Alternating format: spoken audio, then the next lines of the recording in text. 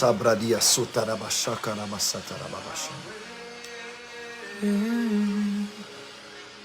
Yahweh, you are glorious, so glorious in your way. Yahweh, Yahweh, you are glorious, so glorious in your way. You are powerful, so powerful in your ways. You are mighty, so mighty in your ways. You are so beautiful in your ways. Arabasa. So glorious in your ways. Elohim Adonai. Elohim.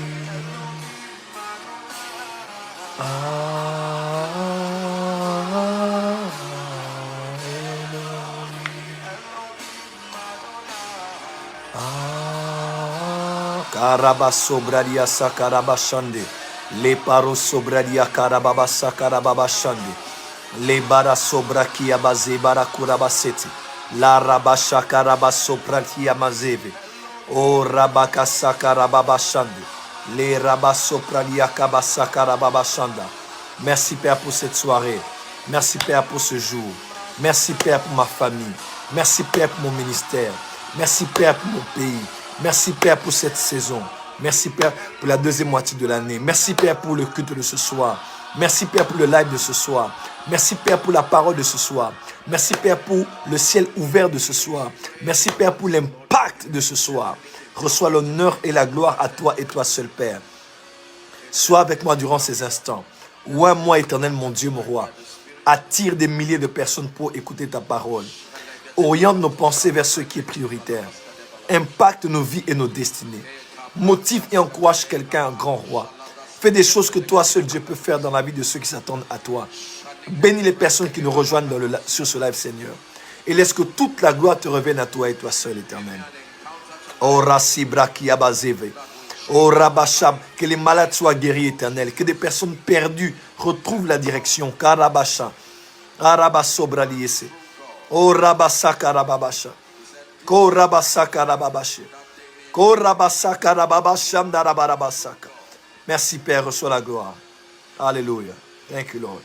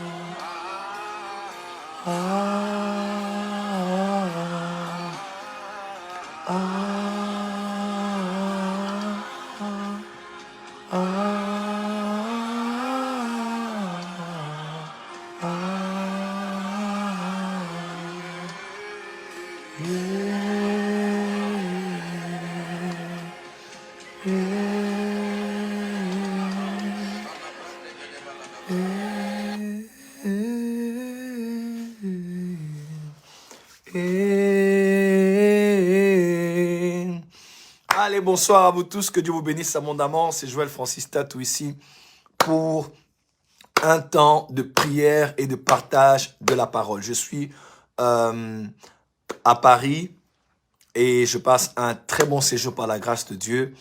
Et j'ai eu à cœur durant ces 3 jours de vous édifier en direct. Je n'ai perdu l'habitude de faire les lives depuis un moment. Mais je sais pas, j'ai eu à cœur d'édifier, de partager la parole avec quelqu'un. Alors, hier, on a eu un direct, on a été dérangé à cause de la luminosité. Mais ce soir, je vais partager avec vous la parole de Dieu sur le thème « Le combat des premiers-nés générationnels ». Alors, on va d'abord commencer à dire qui est un premier-né générationnel et quels sont les combats attachés à cette personne qu'on appelle premier-né générationnel. Alors, c'est très simple. Je vois beaucoup de personnes en ligne aujourd'hui. Je veux que vous puissiez aller et partager le direct à un grand nombre de personnes. Nous faisons 3 choses avant de commencer le live. Allez au bas de vos écrans. Il y a une séquence, il est écrit partager. Alors partagez à tous vos amis et partagez à tous les groupes Facebook avec lesquels vous êtes en contact. Et partagez, prenez le lien, mettez-le sur votre WhatsApp. Je sais pas d'y aller passer votre temps sur WhatsApp. Partagez sur votre WhatsApp et même on va le mettre sur notre lien de Telegram. Voilà. Prenez le lien et partagez-le maintenant parce que je crois que quelqu'un sera édifié et quelqu'un sera béni. Quelqu'un sera béni, quelqu'un sera béni, quelqu'un sera béni. Voilà. Quelqu'un sera béni. À l'au bas de vos écrans, partagez. On a 1200 personnes. On peut faire plus que ça. Voilà, partagez.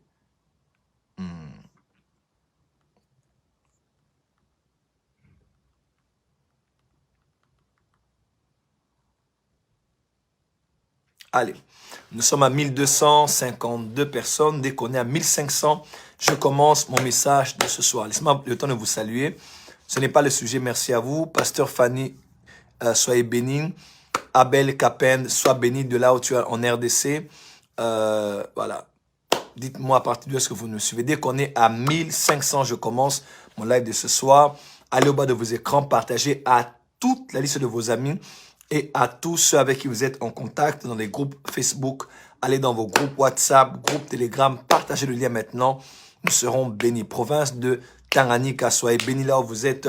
Fatim Ouattara, sois béni. Marie-Claire Mbalaï, sois béni. Christ Trago, sois béni. Luzolo Gabriel, sois béni. N.O. Mon fils, sois béni. Love you, son. Bruno Leno, sois béni. Alice Nyengere, sois béni depuis Bujumbura. Toulon Venel, soyez béni. Dionedor Kandem, mon général, je vous salue. Merci beaucoup d'être connecté. Tania Imane, soyez béni. Johan Emmanuel Ndiga, sois béni. Évangéliste Francisco à partir de New York City, God bless you. Vous êtes à partir de la Côte d'Ivoire, Marus Trésor, Nado, mon pays, la Côte d'Ivoire, que j'aime. Je salue tous les Ivoiriens. Soyez bénis au nom de Jésus. Depuis Lubumbashi, Franklin, sois béni. Brazzaville, Dalia, sois béni. Fanny Ikoko, soyez béni au nom de Jésus. Daniel Liaki, soyez béni. Partagez le live. Dès qu'on est à 1500, je commence mon exhortation de ce soir. Cameroun, Dominion, soyez béni. Guadeloupe, Esther Boulaye, sois béni. Larry, CM, regarde, soyez béni.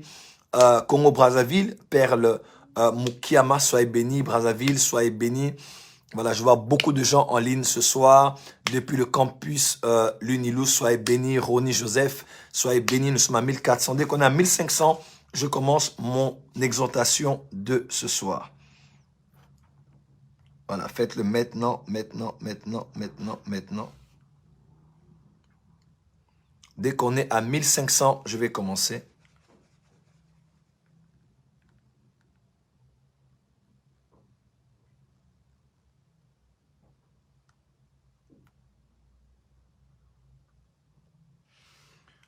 Voilà, allez-y au bas de vos écrans et partagez. Voilà, moi je suis même en train de voir comment ça se passe ici. J'utilise mon autre téléphone. Dès qu'on est à 1500, on va commencer.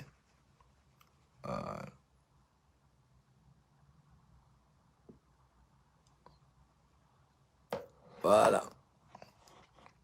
On va y aller. Shalom depuis le Gabon. Nous arrivons au Gabon au mois d'août. Soyez prêts. On va passer un temps glorieux. Pakistan. Oh, God bless you from Pakistan. May God bless you in Jesus' name. Voilà, merveille Mboui, sois béni, que Dieu te garde. Depuis le Cameroun, tonne mystérieux, diamant noir. God bless you in Jesus' name. Voilà, c'est déjà 1500 personnes. pendant le live, faites 3 choses. Continuez à partager dans vos groupes, partagez à vos amis et donnez-nous beaucoup de cœurs durant le live. Alors ce soir, nous parlons sur un thème qui va vraiment vous édifier. De partout où vous êtes, je veux que chacun puisse être concentré parce que nous allons entrer dans le vif du sujet. On va d'abord prier le Seigneur. Père, merci de permettre que ces instants soient bénis. Je prie que tu te serves de ma petite vie pour faire des grandes choses ce soir. Durant les petits instants que nous partageons, je prie que tu me oignes et que mon frère et ma soeur soient bénis, édifiés et impactés ce soir au nom de Jésus-Christ.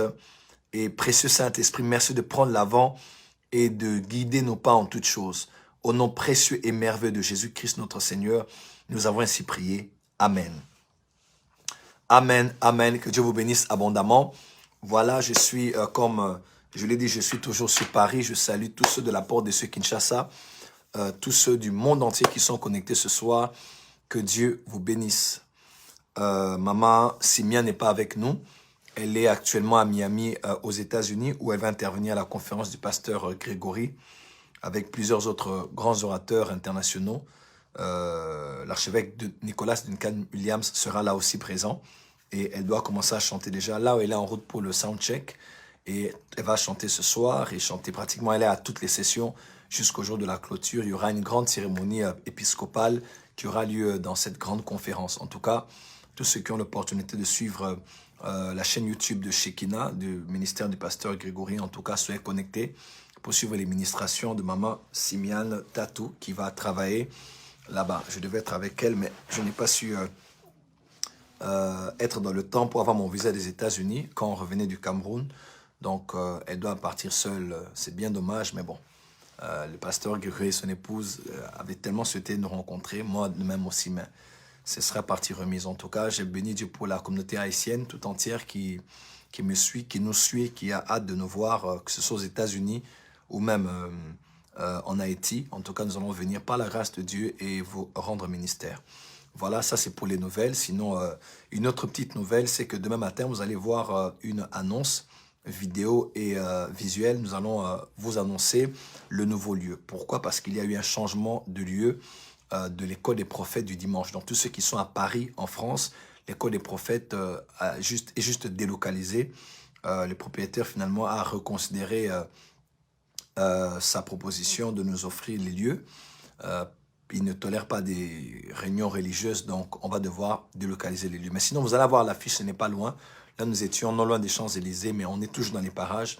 Vous allez être là et être bénis et édifiés. Voilà. Ce soir, je parle sur le thème le combat des premiers-nés générationnels. Le combat des premiers-nés générationnels. Je répète, le combat des premiers-nés générationnels. Dis avec moi, premier-né générationnel. Je sais que c'est un peu long, mais je veux le voir taper là, juste au bas de vos écrans. Premier-né générationnel. Premier-né générationnel. Ou carrément, vous mettez P et puis G. P point et puis G. P point et puis G. P point et puis G.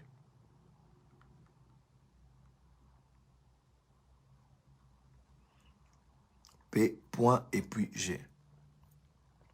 P point et puis G. Comme ça fait premier. Tapez plutôt PNG. PNG, ça fait premier-né générationnel. Great. Voilà, on va adopter cela. PNG. Tapez juste PNG. P.G.P.N.G. Voilà. On peut aller. PNG. Je suis un PNG. Premier-né générationnel. Premier-né générationnel. Je suis un PNG. Great. Generational firstborn. Great. Amen. Premier-né générationnel. Je suis un premier-né générationnel. On dirait que je reçois les commentaires en retard ici. Là. Je vais voir ici sur l'autre téléphone. Voilà, premier-né générationnel. Voilà, great. Premier-né générationnel. Premier-né générationnel. Gloire à Dieu. Très bien. D'accord. De prime abord, vous devez savoir que le concept des premiers-nés est un concept vérifié de l'Ancien Testament au Nouveau Testament. Dans le concept vétérotestamentaire ou néotestamentaire, nous avons dans les grandes lignes de la doctrine, que ce soit de l'Ancien Testament ou du Nouveau Testament, le concept des premiers-nés. Vous savez déjà, Adam était le premier-né. Si on doit même aller beaucoup plus tôt, on pourra parler, pourquoi pas, de Lucifer. Mais là, on parle d'Adam. Adam qui était le premier-né de tous les hommes qui ont existé sur la surface de la terre. C'est d'un homme que nous avons tous été tirés et dont nous avons et d'où nous sommes tous sortis. Ainsi, Jésus-Christ qui est le dernier Adam, il est aussi le premier-né d'entre plusieurs frères. Et vous allez voir que ce soit Adam, que ce soit Caïn, ou que ce soit tous les autres premiers-nés, comme les Ismaël, comme les Ruben, comme tous les premiers-nés de la Bible, ont souvent été très combattus. Ils ont eu beaucoup d'attaques, ils ont eu beaucoup d'oppression. Et je ne vais pas vraiment rester sur ça. Regardez un peu dans nos familles à ce jour, 3 sur 4 des familles que nous connaissons ont des premiers-nés qui sont très combattus. Soit ils n'ont pas réussi comme les autres, soit ils ont beaucoup étudié mais leurs vies n'ont pas beaucoup évolué, soit certains sont fous, d'autres sont malades et il y a beaucoup de problèmes. Et même pour aller plus en profondeur, vous allez même remarquer que souvent les premières grossesses passent. On parlera de fausses couches. Certains vont dire que c'est normal, c'est la première grossesse, ainsi de suite. Mais à vrai dire, l'aîné de la famille n'est pas celui ou celle qui est né en premier. Mais le premier-né aurait dû être un autre ou bien une autre, mais seulement elle est morte. Elle a été enterrée. On ne l'a pas comptée parmi les vivants parce qu'il y a eu fausse couche. Voyez-vous, le concept de premier-né est un concept très très fort. Et quand on parle de premier-né, on parle aussi de prémisse. Voyez-vous un peu dans les Écritures, vous allez voir, la Bible déclare que c'est par la foi qu'Abel offrit à Dieu. Beaucoup de gens ne comprennent pas par la foi comment Abel avait-il offert. Beaucoup de gens se disent, qu'est-ce qui a fait que Dieu accepte Abel et son offrande contrairement qu'il accepte Abel et son offrande contrairement à Caïn et son offrande. Vous allez voir, il déclare que Caïn avait pris juste la moisson. Tout ce qu'il avait eu de meilleur, il avait eu à le donner à Dieu. Mais quand on parle de Abel, soulignez bien, on dit, il avait donné les premiers-nés. Il avait donné les premiers-nés. Il avait donné les premiers-nés. Il avait donné les prémices. Le meilleur et la première partie, c'est ce qu'il avait donné à Dieu. Écoutez-moi, mes frères et sœurs. Ce qui a fait que Dieu agrée Abel, contrairement à Caïn, c'est parce que Abel avait donné les premiers-nés. Et vous savez, lorsque un homme a un salaire et qu'il a un salaire de 1 million de francs CFA, il a un salaire de 2 000 euros, il a un salaire de 500 000 francs congolais, et qu'il prend tout ce qu'il a comme premier salaire et le donne à Dieu, c'est un homme qui a la foi. Pourquoi? Parce que généralement, lorsque nous commençons un travail, nous avons tout un tas de projets, nous avons une liste de dépenses, des dettes à régler, beaucoup de choses à faire, acheter, même pour investir. Et quand on se dit, je sacrifie ce mois pour commencer officiellement le mois prochain, parce que cette prémisse est à Dieu, cet homme a la foi. Ainsi, Abel offrit avec foi. C'est comme ça qu'Abel a été listé, s'est retrouvé dans la liste de ceux qui sont appelés les héros de la foi, ou dans la galerie des héros de la foi. Ici, je parle des prémices. Même Dieu, dans l'Ancien Testament, avait exigé qu'on lui donne le premier. Les premiers-nés appartenaient à Dieu. N'est-il pas écrit dans Romains que lorsque les prémices sont saintes, la masse le sera aussi? Dieu est un Dieu de premiers-nés. Quelqu'un m'entend? Dieu est un Dieu des premiers-nés. Je répète, Dieu est un Dieu des premiers-nés parce que les premiers-nés déterminent tout ce qui arrivera à la suite. Les premiers-nés sont comme la fondation, ok? Sont comme le socle, la base, le fondement même sur lequel toute autre chose sera bâtie. Voilà pourquoi, si vous êtes premier-né de votre famille, prenez cela avec une très grande considération parce que cela va déterminer la vie de tous les autres qui vont venir après. Cela n'est pas mon sujet aujourd'hui. J'aimerais vous parler des premiers-nés générationnels. Alors, pour parler des premiers-nés générationnels, ça serait important que je vous parle des 7 types de premiers-nés. Les 7 types de premiers-nés. Je répète, les 7 types de premiers-nés. Premier type de premier-né. Les 7 types de premier-né. Dis avec moi, je suis PNG, je suis PNG, je suis PNG. Allez au bas de l'écran, partagez le direct, invitez vos amis. Nous allons aller dans les choses profondes maintenant. Nous allons entrer dans les choses profondes maintenant. Nous allons entrer dans les choses profondes maintenant. Voilà, il y a quelque chose qui me revient dans mon esprit. Est-ce que vous savez que Jésus était premier-né de sa famille? Du couple de Joseph et de Marie. Est-ce que vous savez que dans Marc 5, il est écrit que Jésus avait des frères et des sœurs? Est-ce que vous le savez? Vous allez même voir ça dans Marc 6. Jésus avait des frères et des sœurs. Il avait Jacques comme frère. Il avait Jude. Il avait Joseph. Jésus avait des sœurs. Mais Jésus était le premier du ventre de Marie. Le tout premier.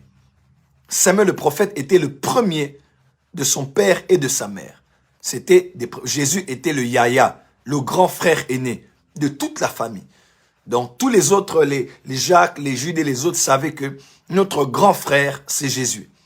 Donc, à part le fait d'être devenu plus tard ses disciples, même apôtres et prophètes, parce que Jude était prophète, on parle de lui, c'est même lui qui a écrit les épîtres de Jude juste avant Apocalypse, et Jacques est celui qui a écrit l'épître de Jacques. C'était le frère biologique de Jésus-Christ. Ils étaient apôtres et prophètes. Donc, mais le premier-né, la première personne qui a eu à ouvrir le sein maternel, c'était Jésus-Christ. Et ici, je parle de premier-né. Mais j'aimerais vous parler ici de 7 types de premiers-nés rapidement. Et dans les 7 types, je vais vous parler maintenant des premiers-nés générationnels. Nous avons le premier type de premier-nés que j'appelle les premiers-nés par naissance. Jésus était premier-né. Samuel était premier-né. Caïn était premier-né. Genèse 4, verset 1. Adam connut Ève, sa femme, elle conçut et enfanta Caïn. Et elle dit, j'ai formé un homme avec l'aide de l'Éternel. Verset 2, elle enfanta encore son frère Abel. Abel fut berger et Caïn fut laboureur. Certains commentateurs bibliques disent que c'était des jumeaux et que l'un était juste sorti avant l'autre. Mais néanmoins, Caïn était premier-né. Voyez-vous? Donc, Abel est venu en deuxième lieu. Mais le premier, c'était Caïn. Amen. Jésus était le premier-né du ventre de Marie. Samuel était le premier-né d'entre tous ses frères. Quelqu'un peut dire avance prophète. Donc, qui est un premier-né? Le premier-né, c'est l'enfant qui a ouvert le sein maternel.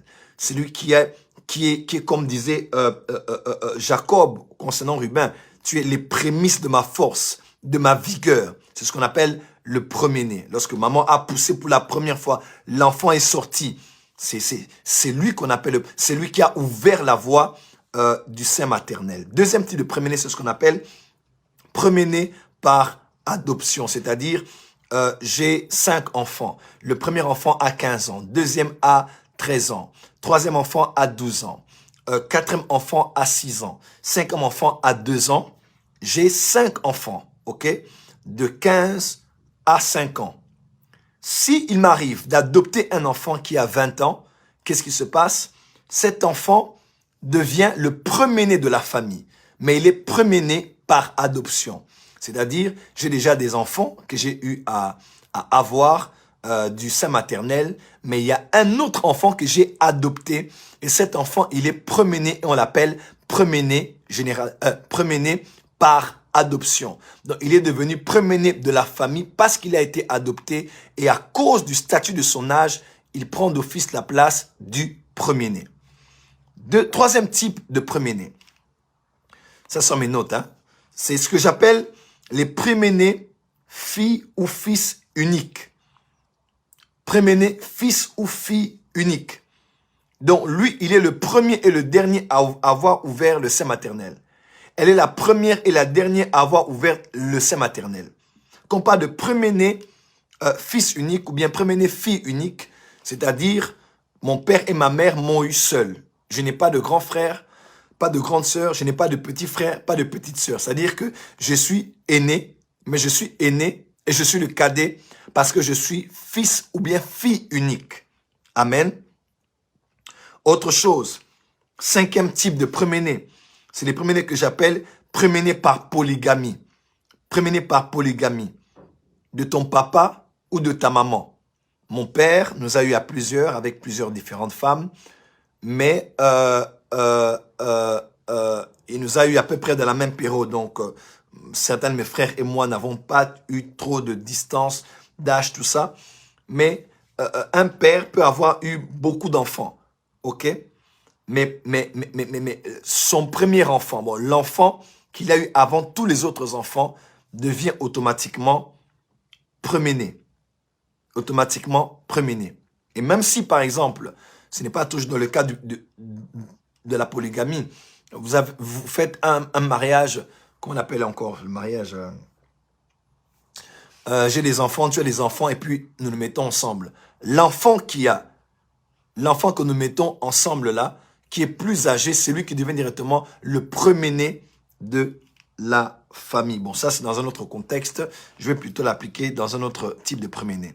Sixième type de premier-né par établissement prophétique, c'est-à-dire dans la famille, un peu comme les Joseph, on peut être à 10, on peut être à 20, on peut être à 30, mais le cadet, ou le deuxième, ou le troisième, est celui dont l'étoile brille la plus. Pourquoi? Parce que prophétiquement parlant, c'est lui qui est le premier-né, c'est lui qui est le premier-né. Quelqu'un m'entend? Ce qu'on appelle aussi premier-né par établissement prophétique, c'est-à-dire il y a déjà un aîné, certes, mais parmi cette liste des 12 enfants, des 10 enfants, il y a un qui s'est démarqué. Pas parce qu'il est né en premier, mais parce que prophétiquement parlant, la main de Dieu est sur lui pour qu'il puisse être le socle de toute la famille. Est-ce que quelqu'un m'entend? Il ne l'est pas parce qu'il a beaucoup d'argent, il ne l'est pas parce qu'il est beaucoup plus connu, mais il est parce que prophétiquement, Dieu s'est organisé, il a réorganisé les choses. Il y a un aîné, mais lui, il a pris la place de l'aîné, peu importe sa place dans la liste des enfants de la famille. Amen. Et je parle à quelqu'un qui est ici, je sens qu'il y a quelqu'un qui est en train de m'entendre maintenant là. Je dis quelqu'un qui est en train de m'entendre maintenant là, sa vie est en train de shifter dans une autre dimension. Je dis, sa vie est en train de shifter dans une autre dimension. Il y a aussi ce que j'appelle, bon, il y a 8 types, mais je vous donne un 8e d'ailleurs, de ce qu'on appelle les premiers-nés par circonstance. C'est-à-dire, j'ai un grand frère avant moi, je suis le deuxième, mais mon grand frère meurt. Automatiquement, je deviens premier-né de la famille. Ok? Je suis 4e de la famille. Mais les 3 premiers meurent. Je deviens automatiquement l'aîné de la famille. C'est ce qu'on appelle les premiers-nés par circonstance. Les premiers-nés par circonstance. Maintenant ici, cela n'est pas mon sujet. Je parle ici des premiers-nés générationnels. J'aimerais que quelqu'un aille au bas de l'écran, va au bas de l'écran maintenant et partage. Nous sommes à 1800 personnes. Je veux qu'on aille à plus de 2000 personnes ce soir. Je vais vous parler maintenant des premiers-nés générationnels. C'est très simple. Allez au bas de l'écran. Prenez le lien, partagez à tous les groupes Facebook, partagez à tous vos amis, partagez à tous vos groupes WhatsApp. Faites-le maintenant parce que maintenant, je vais vous parler sur qui sont les premiers-nés générationnels. Quelles sont leurs caractéristiques? Et puis, quels sont les combats attachés à eux? Et je ne sais pas qu'est-ce qu'il y a dans mon esprit, mais je sens dans mon esprit qu'il y a un homme et une femme ici qui est dans la liste ce soir de ce qu'on appelle les premiers-nés générationnels. Peut-être que tu ne sais pas de quoi il s'agit, tu n'as pas encore compris le concept, tu ne sais pas de quoi il s'agit, mais dans ton esprit, quand j'ai dit premier-né générationnel, quelque chose a été chamboulé en toi, quelque chose a bougé en toi, quelque chose a sursauté en toi. J'aimerais dire à quelqu'un, tu es un premier-né générationnel. Tape avec moi, je suis PNG, je suis PNG, comment? Je suis PNG, je suis PNG, je suis PNG, je suis PNG, je suis PNG. Comment? Je suis PNG, je suis PNG, je suis PNG. Comment? On est en train de monter. Tapez avec moi, je suis PNG. Allez au bas de l'écran, prenez le lien, partagez le lien à vos amis, à vos contacts. Faites-le maintenant. Tape avec moi, je suis PNG, je suis PNG, je suis PNG. Je suis PNG, je suis PNG, je suis PNG, je suis PNG. Comment, on y va. Plus fort, plus vite. Tape avec moi, je suis un PNG. Je suis un premier-né générationnel. Oh, j'aime quand ma mère m'appelle toujours au téléphone, elle me dit, mon fils, my general, my prophet, My father. Et ma mère biologique, elle me dit toujours, elle me dit, le premier-né générationnel. J'aimerais que quelqu'un tape avec moi, je suis PNG. Come on. Great. Kalabasa, kalabashi. Tape avec moi, je suis PNG. Je suis PNG. Je suis PNG. Karabaso bradieseke. Je suis PNG. Je ne sais pas de quoi il s'agit. Je ne sais pas, prophète Joël, de quoi il s'agit. Mais je sens dans mon esprit que c'est ainsi. Je suis un premier-né générationnel de toute ma famille. Je suis un premier-né générationnel. Je ne sais pas de quoi il s'agit, prophète Joël Francis Tatou, mais j'aimerais le déclarer haut et fort. Je suis premier-né générationnel. Que quelqu'un fasse un t-shirt et qu'il écrive dessus. Je suis un premier-né générationnel. Je suis un premier-né générationnel. Je suis un premier-né générationnel. Je suis un premier-né générationnel. Je suis un premier-né générationnel. Je suis un premier-né générationnel. Je suis un premier-né générationnel. Karababa Shanda. Je suis Karababasha. Je suis un premier-né générationnel. Je suis Alabasobradiaseke. Je suis un premier-né générationnel. Karabasa Karabaché. Arabaso Telebeke. Les Rabasopradi et Menego. Et Rabasobradia Kasaka. Voilà. Gloire à Dieu. Je suis un premier-né générationnel. Alors, j'aimerais vous dire, dans chaque génération,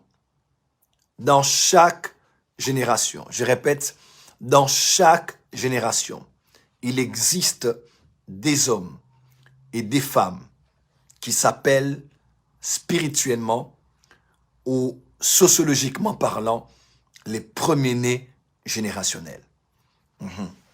Dans chaque génération, tout le monde a un rôle à jouer, mais tout le monde n'est pas un premier-né générationnel. Je répète, un théologien a dit « Tout être humain en venant sur la terre vient comme un missionnaire ». Tout celui qui est sur la terre a un rôle à jouer. Il a une mission, il a un but, il a une présence qui est alignée au dessein que Dieu a prévu pour lui. Il est écrit dans Proverbe, « Dieu a fait toutes choses pour un but ». Une autre version dit, Dieu a fait toutes choses avec une intention bien précise. Donc, le but, c'est l'intention derrière la création d'une chose. C'est-à-dire, celui qui a créé les lunettes que j'ai, l'intention qu'il avait en créant les lunettes, cette paire de lunettes, c'est ce qu'on appelle le but. Cette montre est à ma main. Voyez-vous? L'intention qu'avait cet homme lorsqu'il créait cette montre, c'est ça le but de la montre. La Bible déclare, Dieu a fait toutes choses avec un but. Je dirais même mieux, pour un but. Je vous donne ce verset, écrivez avec moi. Je vous donne ce verset.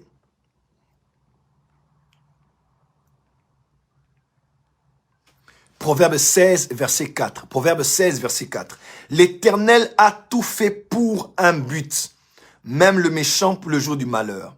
L'Éternel a tout fait pour un but. Laisse-moi te dire, tout ce que Dieu a fait a un but.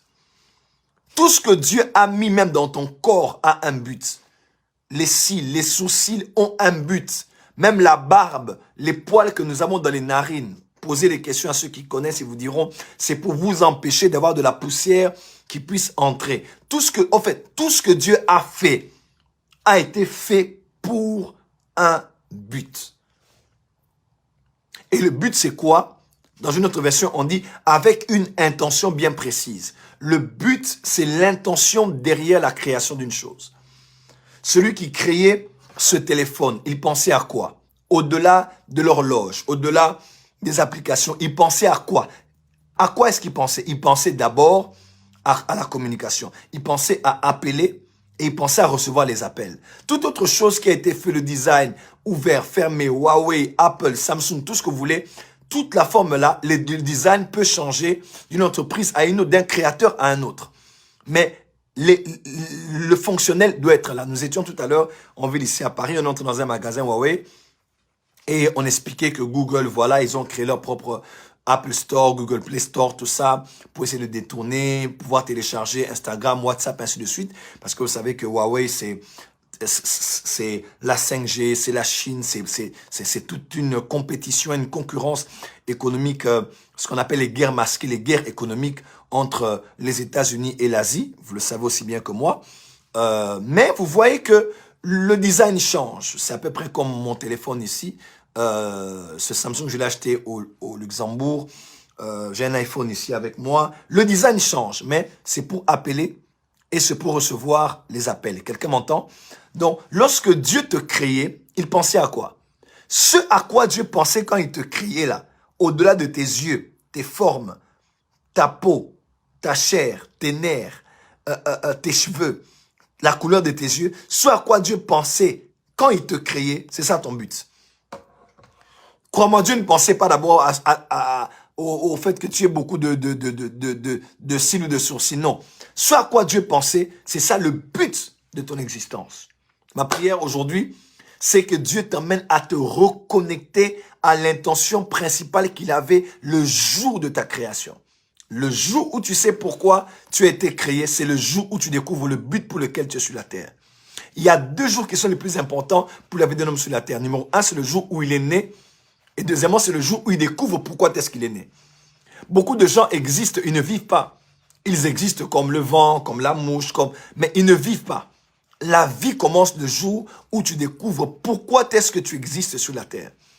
Et ma prière pour toi aujourd'hui, c'est que Dieu te reconnecte au but, à l'intention originale qu'il avait lorsqu'il te façonnait, lorsqu'il te donnait tout ce que tu as de moral, mental, caractériel, de tempérament dans le corps.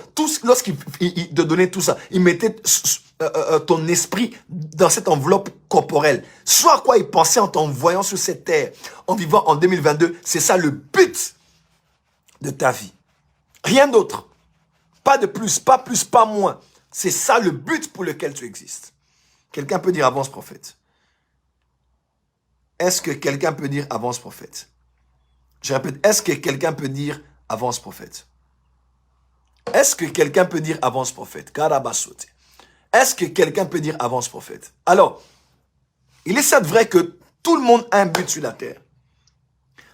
Mais tout le monde n'est pas et ne sera pas un premier-né générationnel.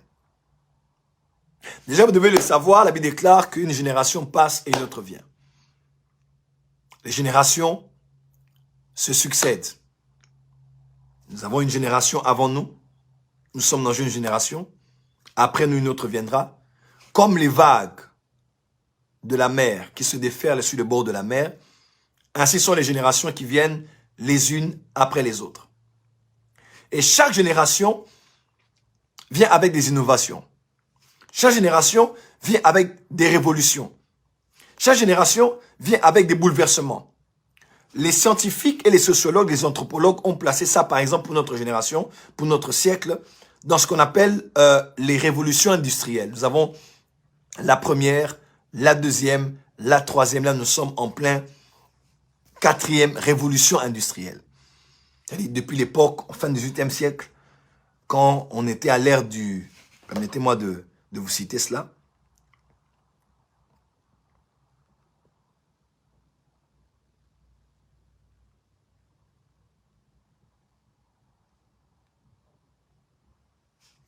Voilà. La première révolution industrielle était celle du Royaume-Uni, de la Grande-Bretagne. C'était la période de l'hégémonie britannique. Fin du XVIIIe siècle, on a eu l'essor de la machine à vapeur, les usines, la productivité a augmenté parce que des hommes ont commencé à exploiter le charbon de manière massive. Là, on est dans les 1850.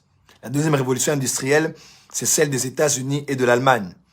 Et à cette époque-là, nous sommes au 19e siècle. C'est la révolution de l'acier, de l'électricité, de l'automobile, de l'ampoule à incandescence, des sciences du pétrole, de l'électricité. Là, c'est la deuxième révolution industrielle. La troisième était celle des États-Unis et du Japon. 20e siècle, avec l'ordinateur, les technologies, tout ce qui était automatique, Internet, tout ce qu'on a connu au 20e siècle, c'est ce qu'on appelle la troisième révolution industrielle. La 4e révolution industrielle, C'est celle du 21e siècle. C'est celle qui vient avec la robotisation, l'intelligence artificielle, la nanotechnologie, les guerres chimiques, comme avec Covid-19, bactériologiques, les guerres masquées, les guerres commerciales, la 5G. C'est ce qu'on appelle, la 4e révolution industrielle. Les hommes ont placé ça comme ça parce que à chaque évolution de l'humanité, l'homme a changé sa manière de produire et de consommer. Il a changé sa manière, il a changé sa dimension de la production, de la distribution et de la consommation. Aujourd'hui, on produit différemment. Aujourd'hui, on distribue différemment. Aujourd'hui, on consomme différemment. Je vais manger, j'utilise mon téléphone, j'appelle Uber Eats ici, et puis la bouffe vient. La manière de produire n'est pas comme celle qu'on avait avant avec le charbon. Aujourd'hui, cela a changé. La manière de distribuer a changé. La manière de consommer a totalement changé. C'est ce qu'on appelle une révolution industrielle. Et vous voyez, donc ça va de génération en génération. Chaque vague évolue et en même temps, il y a des innovations, des révolutions sur le plan de la technologie, de la littérature, de la culture, des valeurs. En fait, tout change dans chaque génération. Et vous devez savoir, quand une nouvelle génération vient, elle vient avec aussi une nouvelle révolution industrielle, une nouvelle révolution technologique, une nouvelle révolution sur le plan de l'éducation, une nouvelle révolution économique. Aujourd'hui, nous sommes dans la génération de la crypto-monnaie. On ne pensait même pas à ça. À l'époque de la ruée vers l'or, on utilisait l'or dans les banques. C'est par là même que les banques ont été créées. Voyez-vous?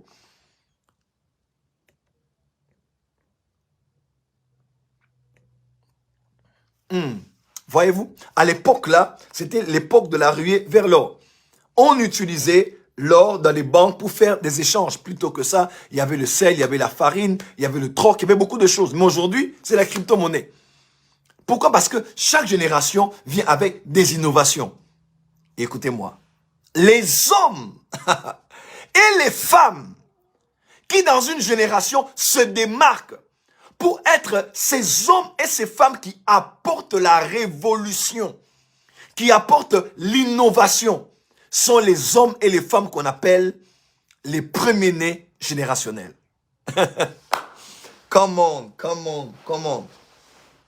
Ces hommes et ces femmes qui se démarquent. Voilà. Ces hommes et ces femmes qui se démarquent. Quelqu'un m'entend? Excusez-moi, si vous débordez dans vos propos sur ce live, vous n'avez qu'à écrire ce que vous voulez écrire sur votre page, comme ça on va vous suivre là-bas. Ok? Est-ce que quelqu'un m'entend? Donc, c'est très simple. De toutes les manières, votre commentaire ne paiera pas mes factures, votre commentaire ne paiera pas nos factures. Et croyez-moi, il n'y a pas une seule personne qui va comprendre tout ce que vous dites parce que ceux qui sont là, 1700 personnes, n'ont rien à voir avec vos commentaires. Voilà, ce n'est pas dans mes habitudes, mais je permets quand même de parler à quelques personnes. Vous commentez de manière respectueuse, je vous bannis. C'est très simple et c'est un plaisir que je me fais de vous bannir parce que j'ai beaucoup... Vraiment, vous perdre sur ce live ne me fera pas perdre ma joie parce que nous sommes très nombreux à être là ce soir. Quelqu'un m'entend? Et ces hommes et ces femmes qui viennent maintenant apporter la révolution ou les innovations, c'est ce qu'on appelle les premiers-nés générationnels. Et leur caractéristique, ils n'innovent pas uniquement pour la génération dans laquelle ils vivent. Mais très souvent, ils peuvent aller à 2 générations après, à 3 générations après. C'est ainsi que dans leur génération, les hommes comme les Galilées, lorsqu'ils veulent innover, leur innovation n'est pas adaptée à leur génération. Comment?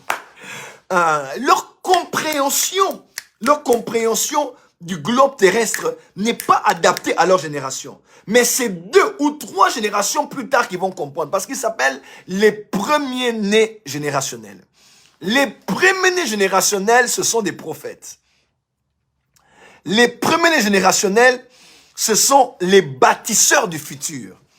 Les premiers-nés générationnels, ce sont les modernistes, les novateurs, les avant-gardistes, les colons, les découvreurs, les défricheurs, les fondateurs, les innovateurs, les instaurateurs, les instigateurs, les novateurs, comme je l'ai dit en amont.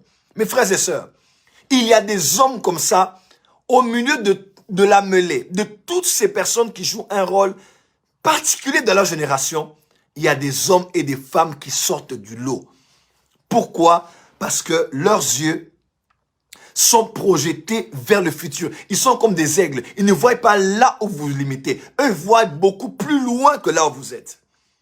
Ils voient pour leur génération, ils voient pour les générations de leurs enfants, ils voient pour les autres générations qui viendront plus tard. Des choses qu'ils vont à peine imaginer. Eux, ils ont déjà pensé et imaginé cela.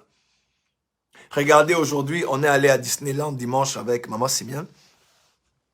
On était à Disney et puis bon, elle allait me faire traumatiser là-bas avec les trucs là, tout ça. Voilà, j'ai failli mourir dans les airs d'une crise cardiaque. Mais ça, c'est une autre anecdote pour une autre histoire. Lorsqu'elle m'emmène, on est allé dans le truc de space avec comment ça s'appelle encore?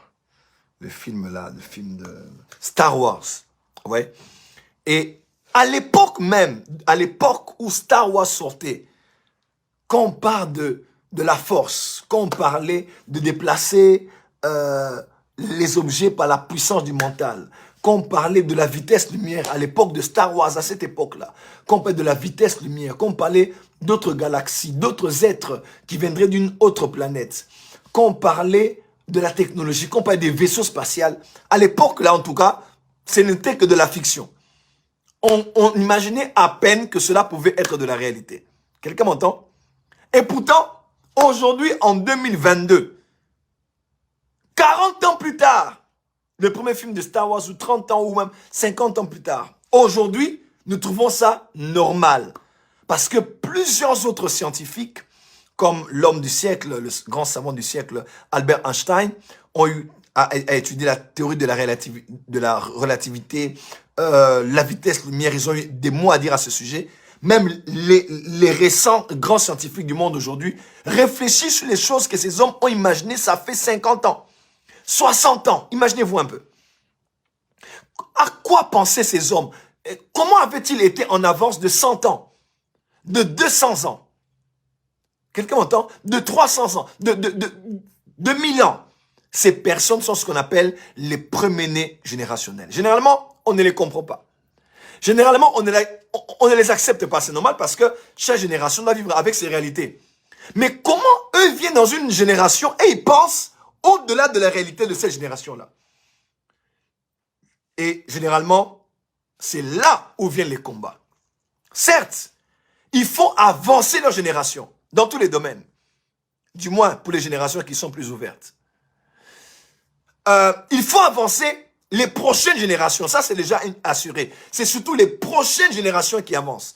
Leurs générations avancent, mais des fois, ils sont compris au soir de leur vie ou un peu plus tard. Mais généralement, tout ce qu'ils subissent, ce sont les combats. Pourquoi? Parce que tout le monde dit A et eux disent B.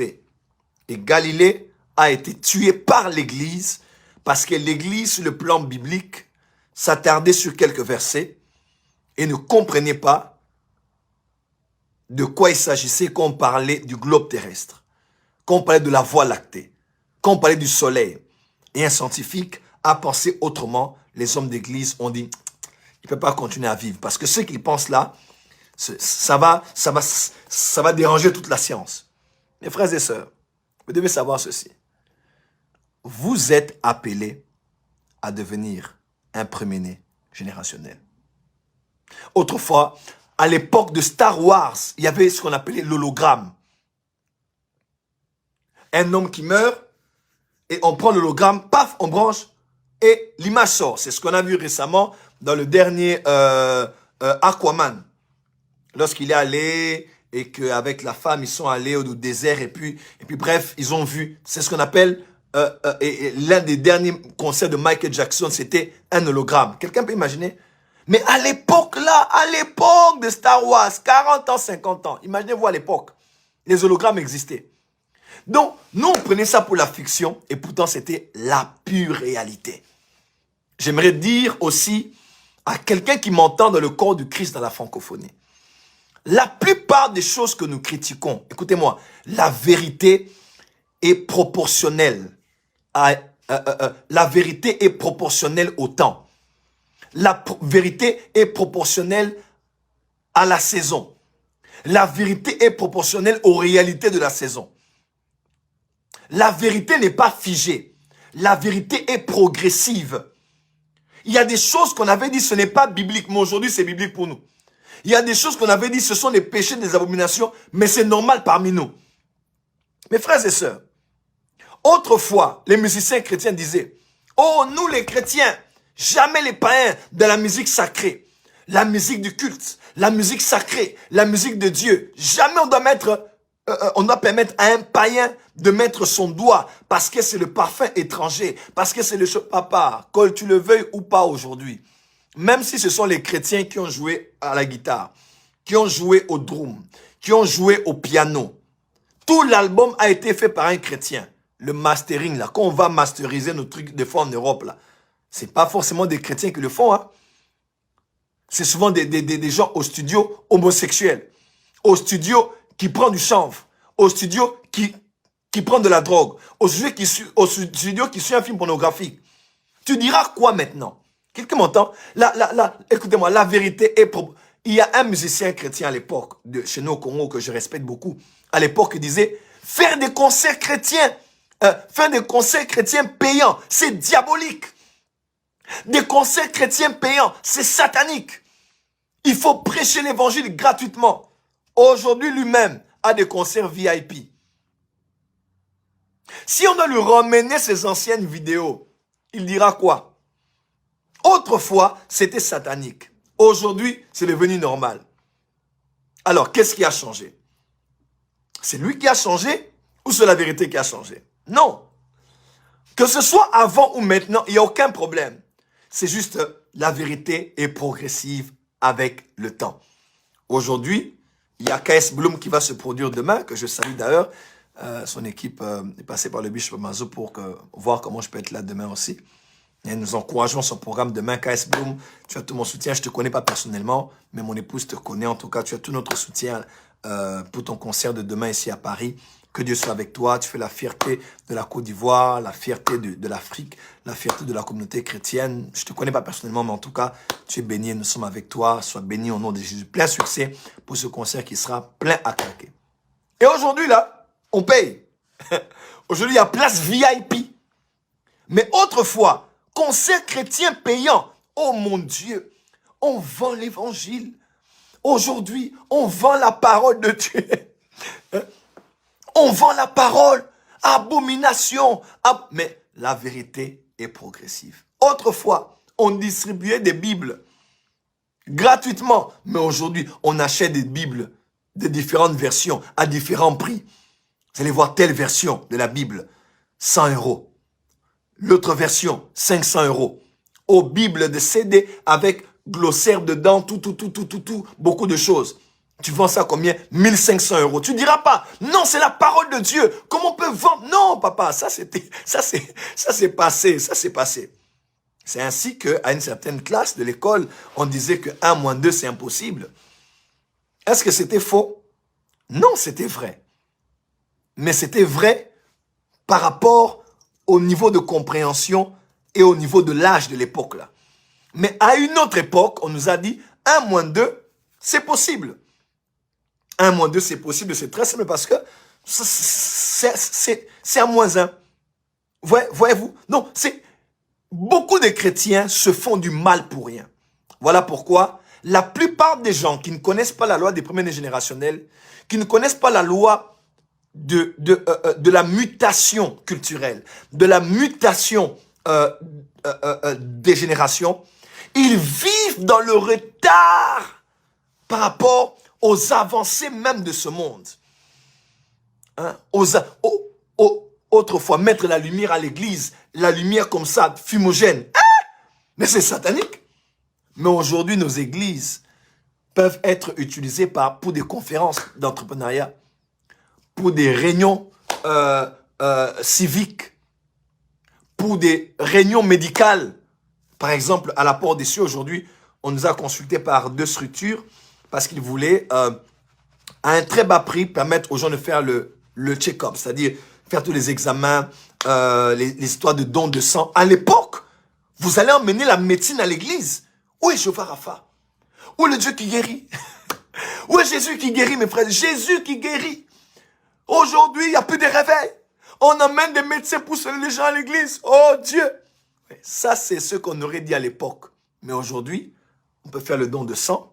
Aujourd'hui, on peut regarder votre groupe sanguin. Aujourd'hui, on contrôle toutes ces choses.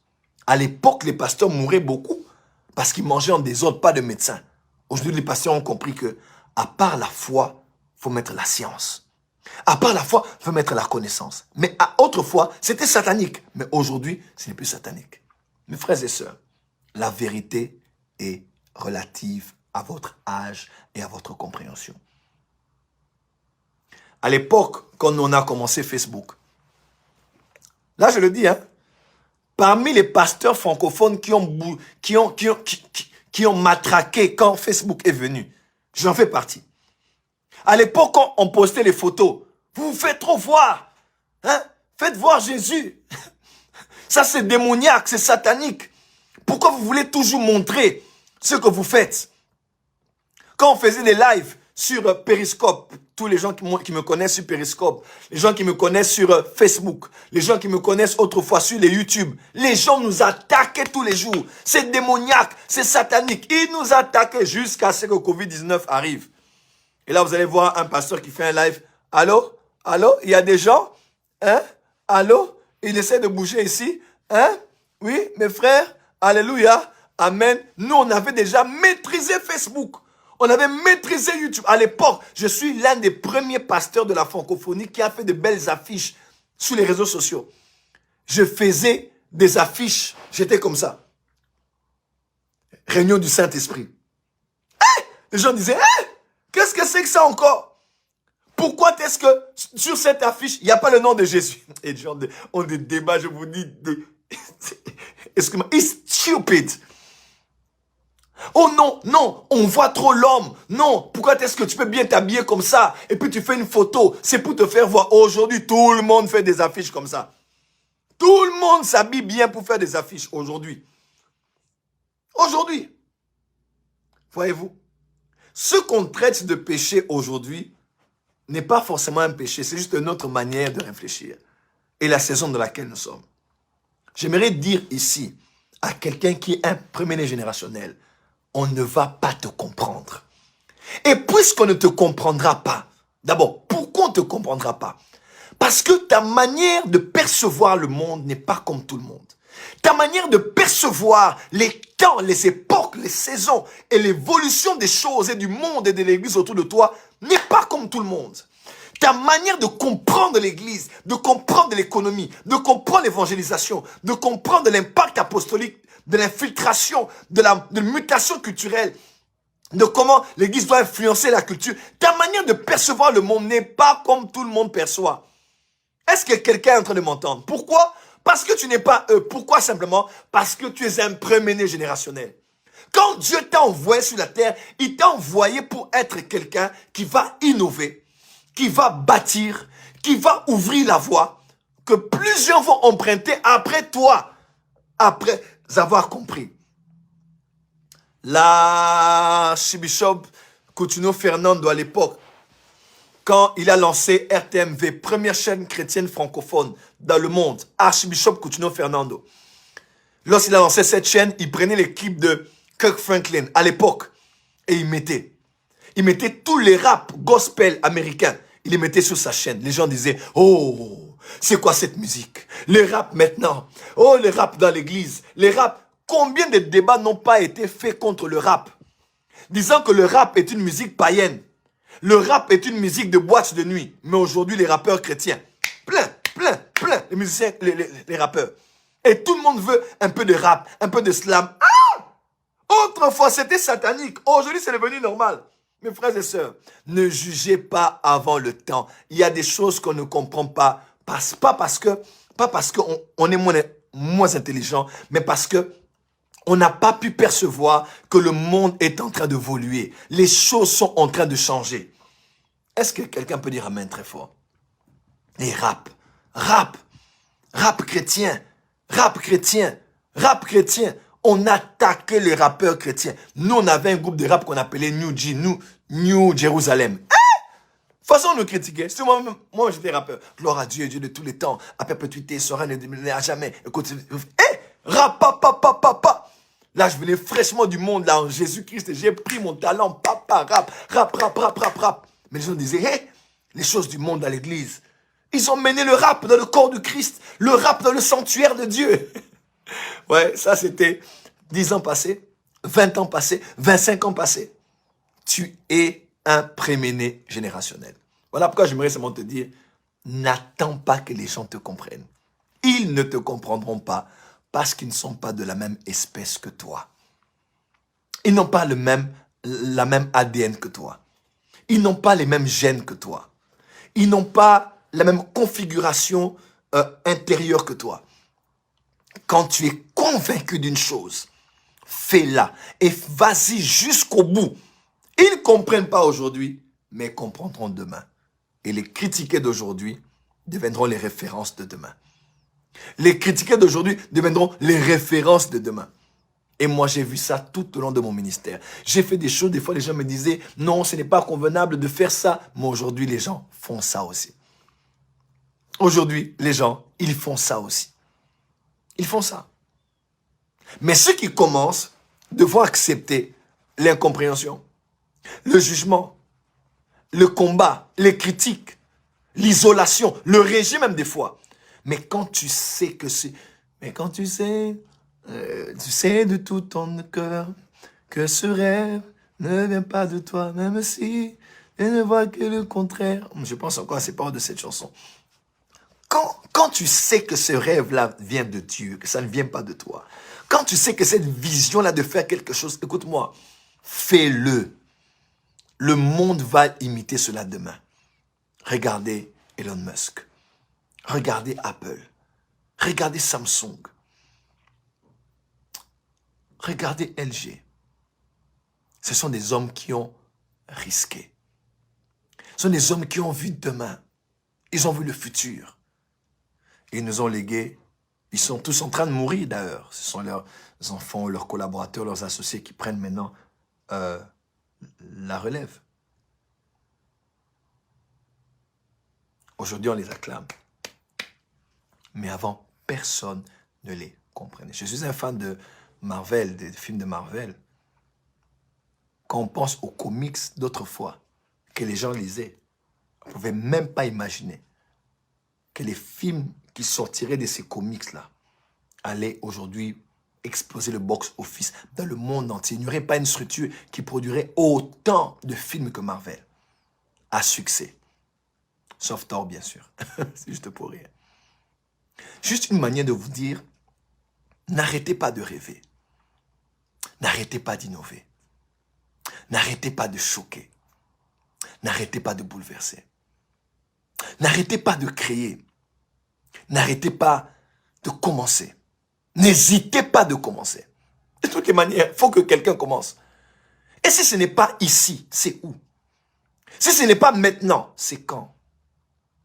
Si ce n'est pas toi, c'est qui? Laisse-moi te dire, ici, maintenant, c'est toi qui es choisi par Dieu pour révolutionner la manière de vendre, pour révolutionner la manière de communiquer, pour révolutionner la manière d'évangéliser, pour révolutionner la manière de servir Dieu. C'est toi, même dans tous les secteurs de votre société. C'est par toi que ces choses peuvent se faire et commencer. Mais tu dois accepter de commencer. Je suis allé, je vais terminer ici, je suis allé au Congo central. C'est dans notre pays.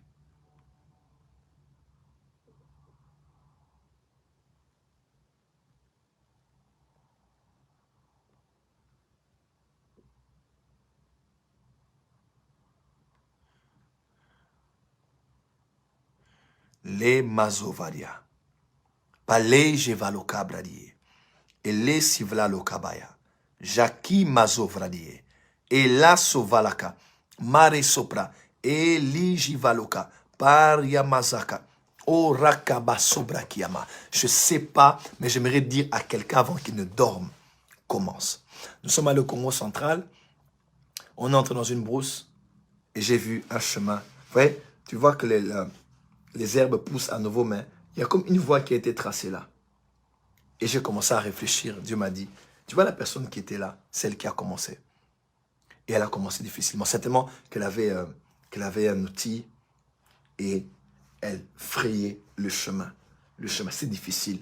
Elle était piquée, elle était mordue, elle était blessée. C'était difficile, mais cette personne devait ouvrir la voie.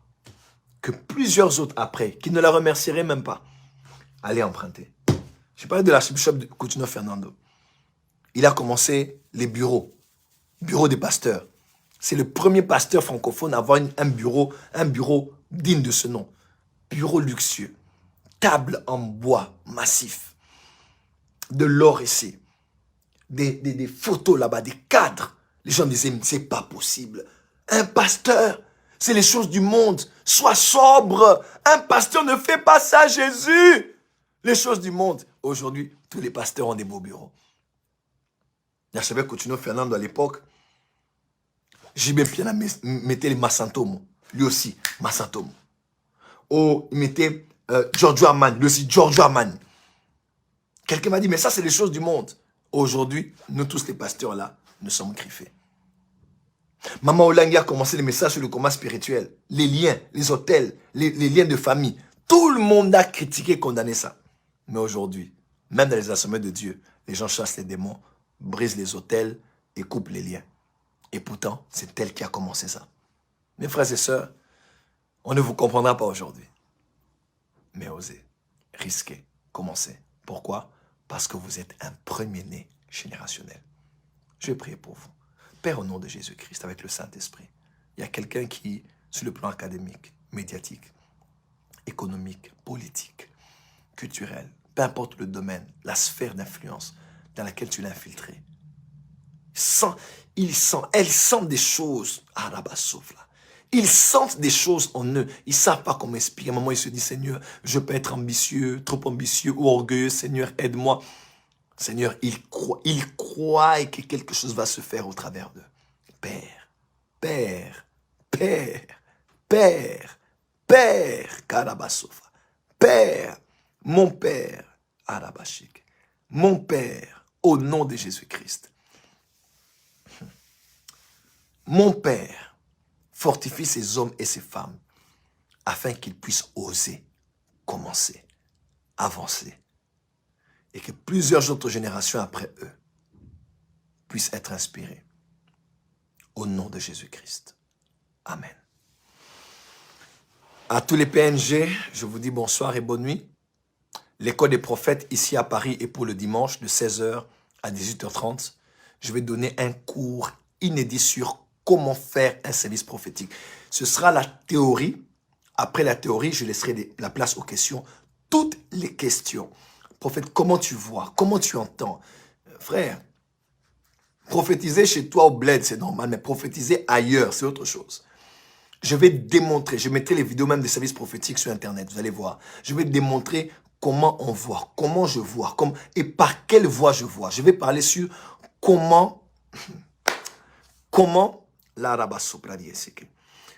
faire un service prophétique. Vous êtes sur Paris. Appelez au numéro de l'école des prophètes.